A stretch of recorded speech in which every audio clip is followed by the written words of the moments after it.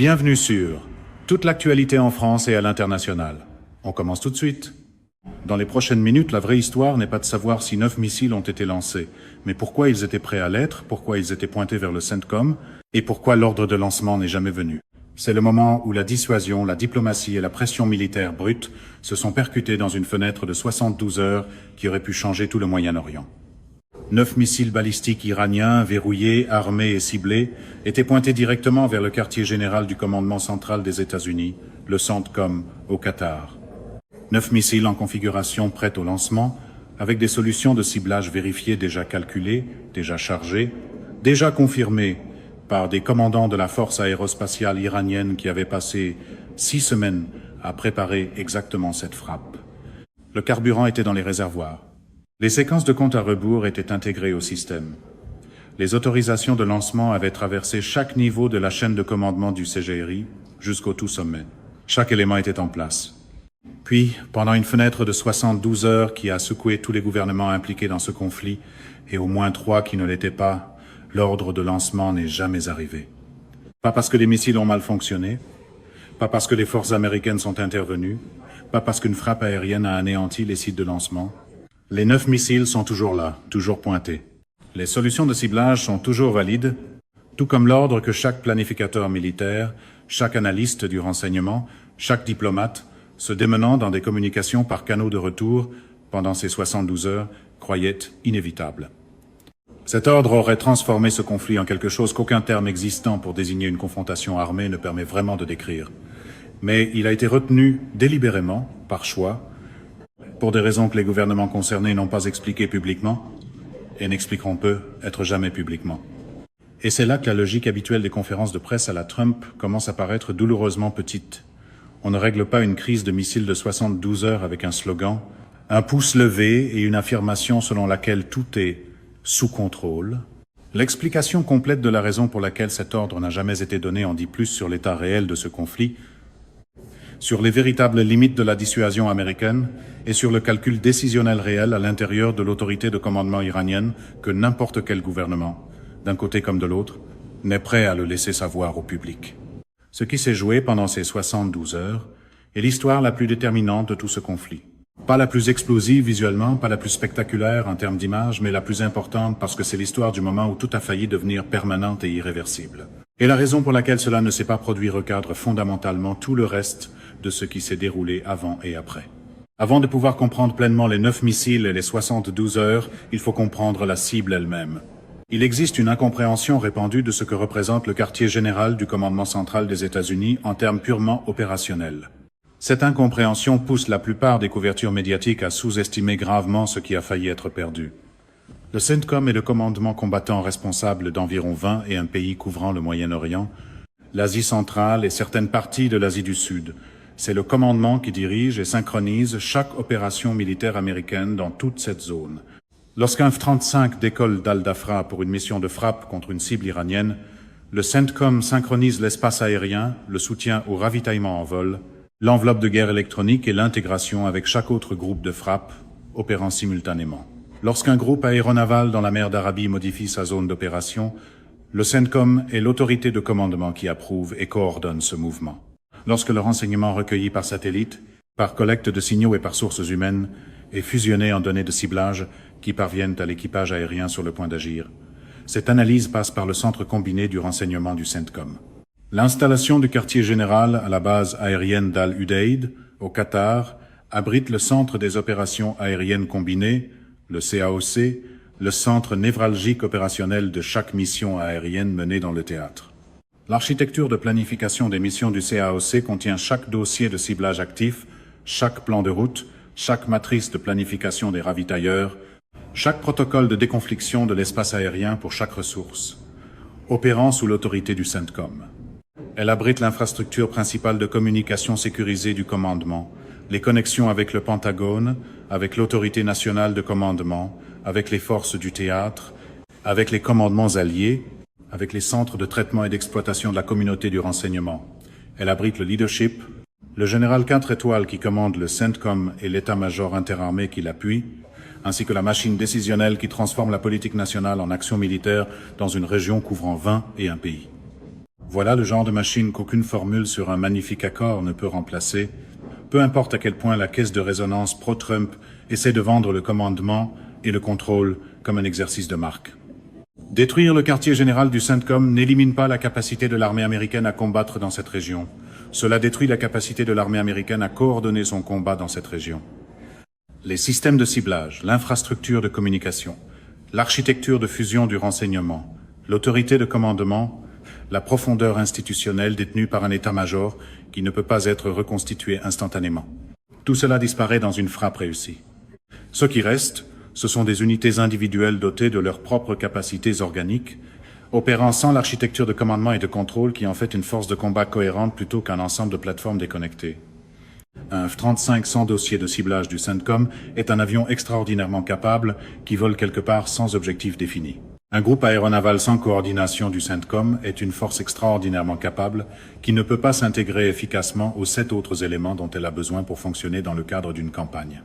L'armée américaine dans ce théâtre, sans le quartier général du CENTCOM, ne s'arrête pas simplement. Elle se fragmente. C'est cela que l'Iran a visé avec 9 missiles. Pas un bâtiment, pas un symbole. Le tissu conjonctif de la coordination militaire américaine dans tout le Moyen-Orient. Les 9 missiles positionnés par l'Iran n'étaient pas une menace de diversion ni un geste coercitif. Ils représentaient une frappe de décapitation contre le cerveau opérationnel de la présence militaire américaine dans cette région. Et tous ceux qui étaient en position de comprendre ce que cela signifie à Washington, à Doha, à Téhéran, à Moscou et à Pékin ont passé 72 heures à le comprendre avec une parfaite clarté.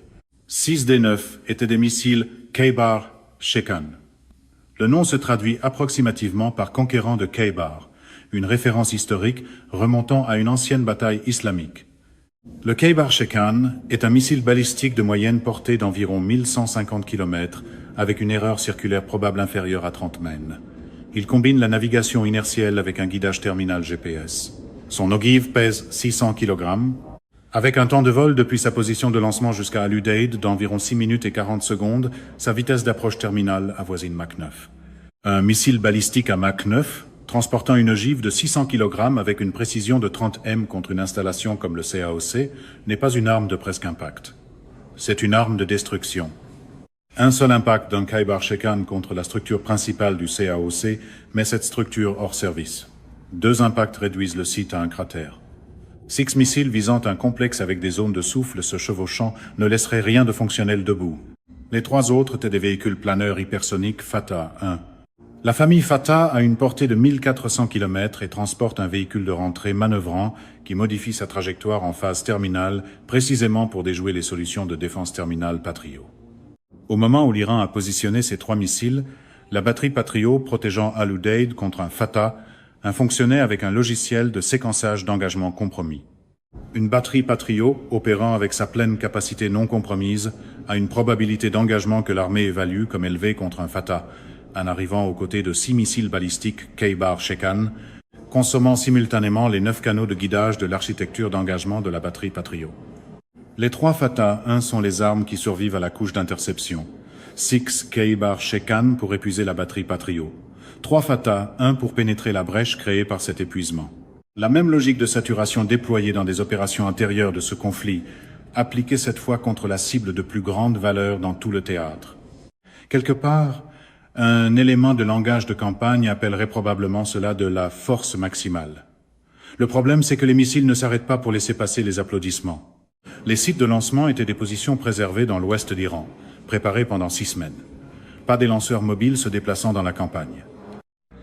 Des positions fixes et renforcées, avec des abris durcis pour les équipages, du carburant et de l'oxydant prépositionnés, ainsi que des systèmes de ciblage déjà configurés avec les coordonnées GPS précises du bâtiment de commandement, de l'infrastructure de communication et de la zone abritant l'autorité de commandement dans le complexe d'Al-Udeid. La préparation avait été complète, patiente, et pendant 6 semaines invisible à la surveillance américaine. Elle est devenue visible lorsque les missiles ont été relevés en position de lancement parce qu'à ce moment-là, les satellites de reconnaissance américains et le réseau de radars au sol les ont détectés. Ce qu'ils ont vu, ils l'ont transmis dans la chaîne de commandement. Ce que la chaîne a reçu, elle l'a relayé à l'autorité nationale de commandement, au secrétaire à la Défense et au président des États-Unis dans les minutes suivant la détection.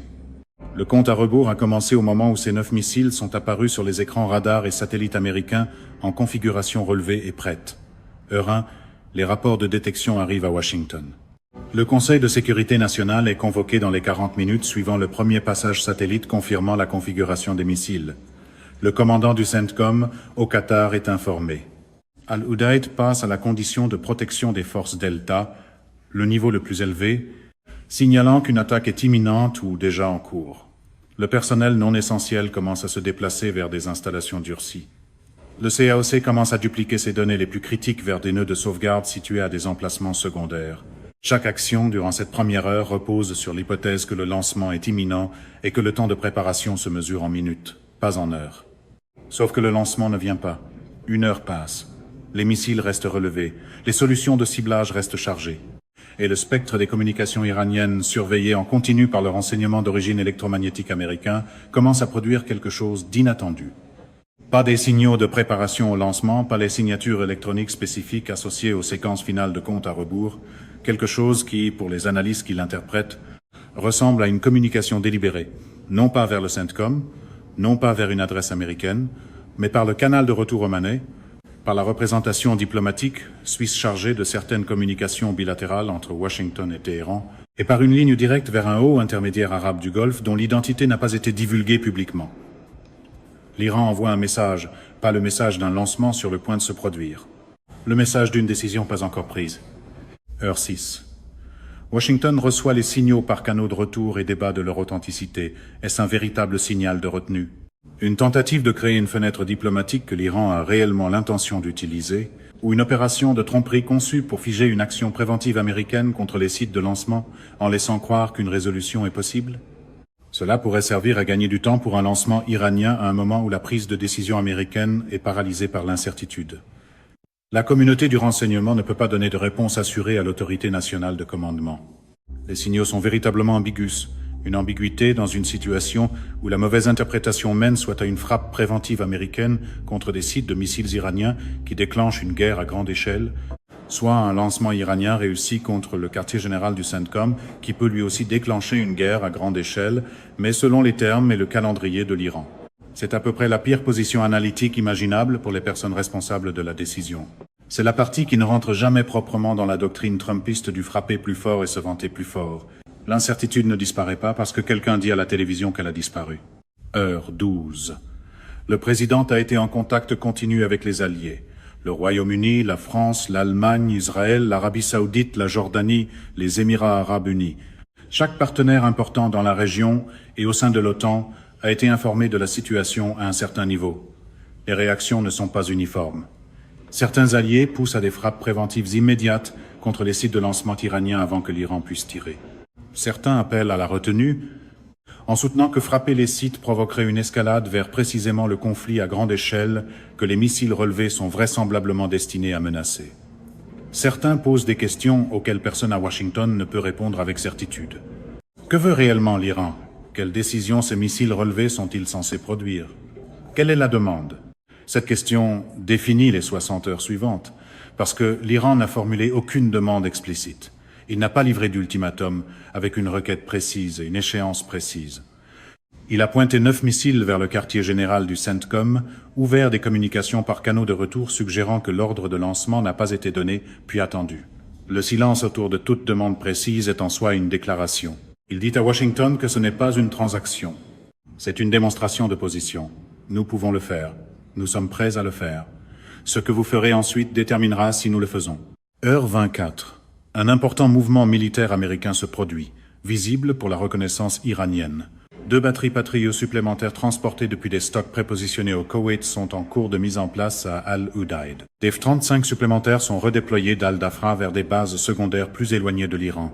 Les fonctions de commandement les plus critiques du CENTCOM sont réparties entre plusieurs emplacements géographiques, réduisant la valeur d'une frappe contre un site unique. Du point de vue iranien, en observant les réponses américaines de protection des forces par ses propres moyens de surveillance, ces mouvements communiquent quelque chose de précis. L'Amérique croit que la menace est réelle et y répond sérieusement, mais elle ne lance pas de frappe préventive. La fenêtre d'avantage décisionnel iranien reste ouverte. Une vraie crise a cette capacité d'exposer la différence entre la dissuasion et le théâtre. Le mégaphone pro-Trump peut vendre le théâtre. Les missiles, eux, testent la dissuasion. Heure 36. Les communications par canaux de retour ont produit une image plus claire de ce que l'Iran communique. Par l'intermédiaire omanais, un message a été reçu à Washington. Ce n'est pas un ultimatum, mais cela fonctionne comme quelque chose qui se rapproche d'une communication stratégique. L'Iran a démontré à la fois la capacité et la disposition à agir. La décision de ne pas tirer est une décision qui peut être réexaminée. Les conditions dans lesquelles elle le sera sont liées à la trajectoire du conflit plus large. Ce n'est pas une proposition de cesser le feu. C'est l'Iran qui dit à Washington qu'un seuil existe, que ce conflit ne l'a pas encore franchi, que les missiles relevés marquent ce seuil et que le comportement américain dans les jours à venir déterminera si ce seuil sera franchi. Heure 48. L'activité diplomatique la plus intense de tout le conflit se déroule simultanément sur tous les canaux disponibles. Le canal omanais, le canal suisse, l'intermédiaire arabe du Golfe, une voie séparée par l'entremise de contacts au ministère russe des Affaires étrangères, chargé de communiquer à Téhéran le sérieux américain, des coulisses du Conseil de sécurité des Nations Unies. Le volume du trafic diplomatique à cette 48 heures est comparable, selon des personnes qui surveillent ce genre de choses, aux moments les plus intenses de la crise des missiles de Cuba en 1962. Pas dans le contenu précis de ce qui est communiqué, mais dans la densité même de conversations parallèles qui convergent toutes vers une seule question. Existe-t-il un chemin qui ne se termine pas par 9 missiles en vol ou par une frappe préventive américaine massive? Et non, ce n'est pas le genre de moment où une casquette rouge, un podium et un slogan recyclé sur la paix par la force comptent comme un canal diplomatique. Heure 72. Les missiles sont abaissés, pas retirés des sites, pas transportés vers des entrepôts, mais abaissés de leur configuration relevée prête au tir à une posture horizontale de stockage. Ils ne peuvent plus être lancés en quelques minutes. Les solutions de ciblage restent chargées, les autorisations de lancement restent intégrées au système, les missiles restent orientés vers Al-Udeid, mais ils sont abaissés. Et cet abaissement est le signal que la crise de 72 heures a, pour l'instant, dépassé sa phase la plus aiguë. L'ordre n'est jamais venu, et maintenant, chaque gouvernement impliqué dans ce conflit doit décider ce que cela signifie réellement. La question que tout le monde se pose, et à laquelle la plupart des couvertures n'ont pas répondu avec honnêteté, est pourquoi? 4 explications circulent, et 3 d'entre elles sont fausses. La première mauvaise explication est que la dissuasion américaine a fonctionné, que la menace de représailles écrasante a effrayé l'Iran au point de le faire reculer. C'est politiquement commode, mais ce n'est pas appuyé par ce que l'on sait. Si la dissuasion américaine avait produit la retenue iranienne, l'Iran n'aurait jamais relevé les missiles en premier lieu. La décision de pointer 9 missiles vers le CENTCOM n'est pas la décision d'un gouvernement dissuadé. La deuxième mauvaise explication est que la pression diplomatique des Alliés a convaincu l'Iran de que l'activité diplomatique était réelle, mais la chronologie va dans l'autre sens. Les messages diplomatiques les plus intensifs ont été transmis après que les missiles avaient déjà commencé à être abaissés, pas avant. La troisième mauvaise explication, et la plus dangereuse à croire, est que l'Iran bluffait depuis le début.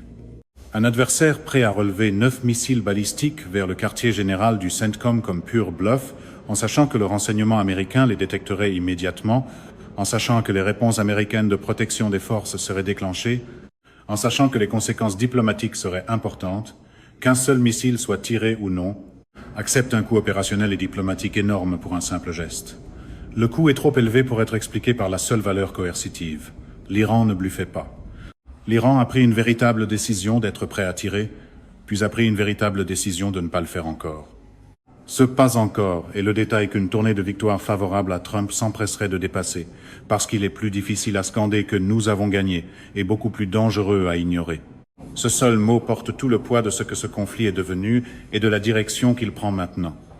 Les 9 missiles sont toujours là. Les solutions de ciblage sont toujours valides. L'ordre n'a pas été donné. L'ordre n'a pas non plus été annulé. L'histoire n'est pas terminée. C'est la fin de ce bulletin d'information. N'oubliez qu'on vous abonner pour ne rien manquer de l'actualité en France et dans le monde. Merci de nous avoir suivis. Au revoir, à bientôt.